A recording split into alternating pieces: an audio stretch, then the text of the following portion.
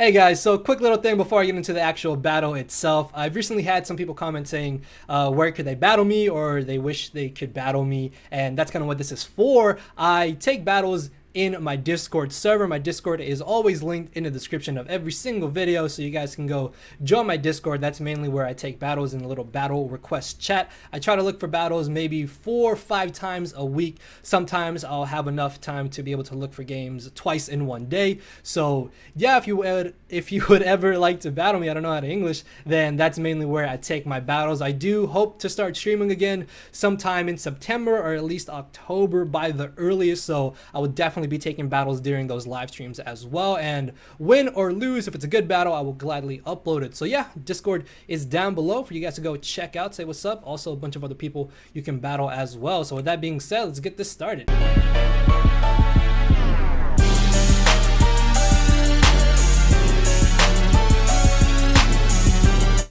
Yeah, pause YouTube, 6fthax here. Have for you guys today a pretty good OU Wi-Fi battle I had against Midnight off of my Discord using another Mega Altaria team because I really wanted to showcase Mega Altaria, and unfortunately didn't get to do that in yesterday's battle because Altaria literally did nothing. So if you guys do enjoy the video, make sure to hammer arm that like button down below and let me know how you guys think Mega Altaria is going to be in the Sun and Moon OU metagame. Do you think it's going to stay, or do you think it's going to drop down to UU because Pixelate recently got a little bit nerfed? So we'd really be interested to see what you guys' thoughts are on Mega Altaria. So going into this game, it looked like Mega Altaria could definitely sweep after a Dragon Dance, but I completely overlooked one giant threat going into this battle, and that was Mega Alakazam. And that was foolish of me, as you guys are going to see in this game. So I'm not going to lie, I really didn't feel like I had the best team matchup, honestly, going into this battle. Like, I need to weaken Mew, and I need to weaken Tangrowth, as well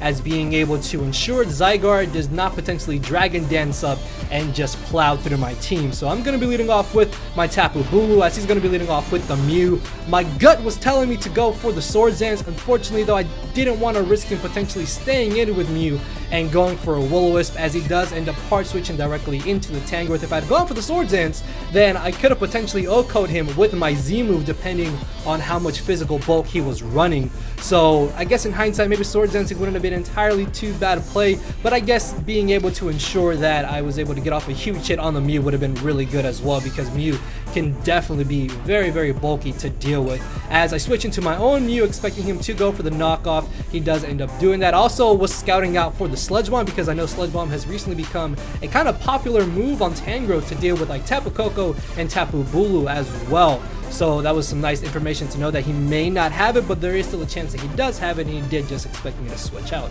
and that would be why he went for the knockoff. So this turn, expecting him to switch in the Heatran, I'm going to double out into my Landorus, because Heatran can't typically switch into Mew, since Mew doesn't really have a move that can do entirely too much damage to Heatran.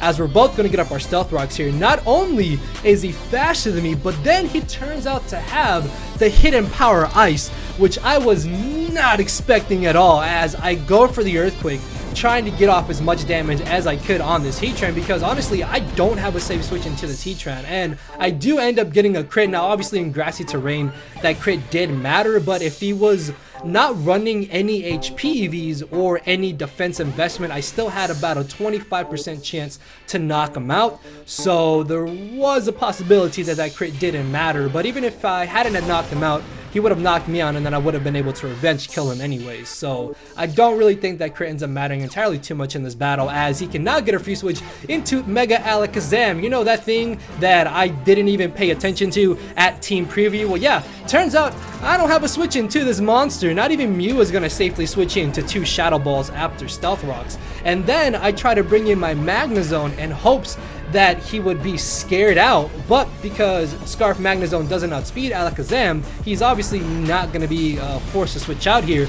But thankfully this is an Assault Vest Magnezone, so I'm able to live the hit, which is really nice, and I can get off some very well needed damage on the Alakazam to allow my Mew to potentially beat it 1v1 a little bit easier if it comes down to that scenario. Honestly, Magnezone wasn't doing entirely too much in this game. I also did just Flash Cannon on the off chance that he tried to hard switch into his Zygarde, thinking that maybe he could set up on me. As I bring in my Scarf Keldeo, Scarf Keldeo does outspeed Mega Alakazam, so expecting him to try to bring in the Tangrowth, thinking I would just go for the safe Scald, I'm going to pull a double switch into my Mew in hopes to be able to try and Will-O-Wisp the Tangrowth and then just kind of wear it down and go from there. I guess there was also the possibility that maybe he would have brought in this Mew, but I don't agree with him bringing in Mew. I really think he should have brought in Tangrowth, because if I had burned this Mew, getting off that burn and nullifying his leftovers would have been really good for me, because it would have made it a lot easier for me to be able to deal with this Mew. But I'm gonna stay in here, go for the soft bowl, just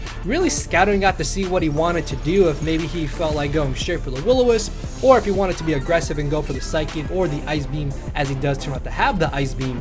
Because he does have Ice Beam, I'm very positive he doesn't have the Psychic. Typically Mew only carries one offensive move from what I've seen in most teams.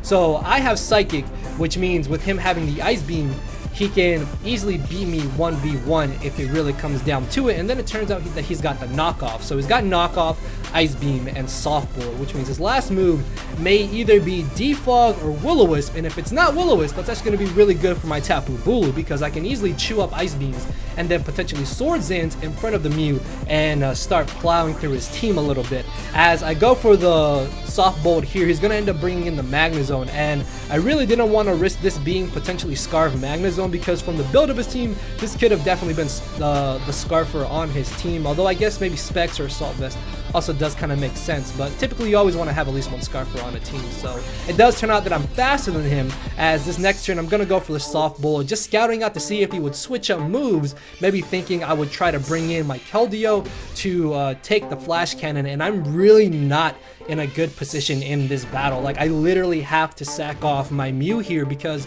I don't have a safe switch in to this Magnezone at this point, with me losing my own Magnezone. So I'm down 3-5, and things are really not good for me.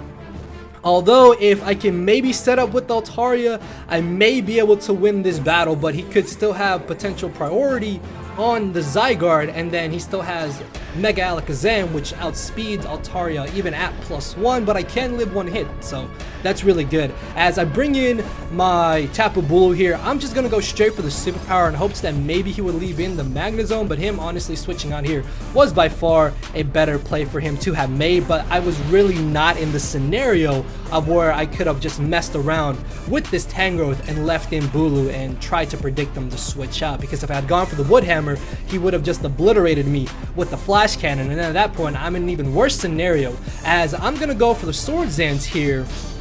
And my main idea was that after Sword Zancing and being at +1, if he doesn't have the Sludge Bomb, I can get off a huge amount of damage on this Tangrowth, or potentially Oko him with my Z move, or at least force him out and then go from there. But at +1 in grassy terrain, he doesn't really have any safe switch-ins to this monster, so he's gonna leave in the Tangrowth, which just completely chews this hit like it was absolutely nothing, and then he's going to unfortunately knock me out with the next Hidden Power Ice or Hidden Power Fire. But at this point, I'm convinced he doesn't have the Sludge Bomb, which means my Altaria can potentially come in here, Dragon Dance, and then we can maybe win with Altaria. Like, yeah, I'm down 2-5, but he doesn't really have much for a +1 Altaria, and if I can maybe get up to +2, then I should be able to guarantee the victory, as he hard switches directly into the Zygarde. I thought this was a really odd play. I honestly feel like he probably should have sacked something else off, or he just doesn't have extreme speed on this Zygarde, as I go for the Dragon Dance here on his switch, and even if he is Choice Banded, I will easily live an extreme speed, and from there maybe live an attack from the Mega Alakazam. It's like really iffy on whether or not I could have lived an E-Speed and a hit from Alakazam, but he doesn't go for the extreme speed. Maybe he thought that I would try and Dragon Dance up on his extreme speeds, because extreme speed doesn't really do too much damage to Mega Altaria even if he was Choice Banded. And I get a crit there. That crit literally does not matter, regardless if it was max HP. I still knocked him out with a stab super effective +1 pixelated return, as in comes the Mega Alakazam. At this point, I know Mega Alakazam can outspeed me. If he has the Thunder Wave, I just lose this battle regardless, so I have to go for a second Dragon Dance here and hope that he doesn't knock me out and that he doesn't have the Thunder Wave, which thankfully he doesn't have the T-Wave. I lived the Psyshock, and now I'm at +2 attack, +2 speed, which means I can now outspeed this Alakazam, but I haven't got off any prior damage on the Mew. So depending on whether or not the Mew is a very physically defensive set, it can still easily live a +2 return and knock me out with the Ice Beam. So it literally just comes down to this, and thankfully Mews aren't typically max defense, max HP with a plus defense nature. They do like to run a lot of speed, so I'm able to knock out the Mew. In comes the Magnezone. At this point, I can easily outspeed the Magnezone, knock it out with the Earthquake, and his last Pokemon is going to be the Tangrowth, which a +2 stab pixelated return will be strong enough to knock out the Tangrowth. So that is going to be the narrow 2-0 victory in my favor. Honestly, this matchup I still thought was a really good game, just because my opponent pretty much had control of the entire battle, but I was kind of able to put myself in the scenario against Tangrowth where I was able to at least get up one Dragon Dance, and then there was still the possibility that he didn't even have the E-Speed on the Zygarde, which I have seen a lot of recent Zygardes that are like sub-Coil or sub-Dragon Dance. Some don't even carry E-Speed just because 1000 Arrows is just so good in general. So there's a good chance that maybe he didn't have the Extreme Speed on Zygarde, and that's why he initially hard switched it in against Altaria. But if he did have the E-Speed, then that was just a really big misspell on his part, and that's what kind of sealed his fate essentially, because at that point I was able to guarantee live one hit from the Mega Alakazam, get up that second Dragon Dance, and because Mew wasn't very physically defensive, which they never really are, then Mega Altaria was able to come through. So yeah, I thought this was also just a really good showcasing of when Mega Altaria can just be a giant threat. If you guys did enjoy the video, make sure to hammer arm that like button down below. Again, let me know what you guys think about Mega Altaria in the OU tier. Don't just go off of this video though. This was just, again, things just perfectly aligning up for Mega Altaria to just come in and wreck shop. So yeah, with that being said, guys, I'll see you all tomorrow. So later, everybody. Cause my brain and heart are both tied in the knot, and this hinders me from crying a lot. This causing me to show no emotion. But when I said I cared, I wasn't joking. But I guess it's too late for me to become broken. For now, I'm living with no more pain, tears, or hoping. I'm just coasting. Yeah, I said I'm coasting. No more pain, tears, and hoping. For real.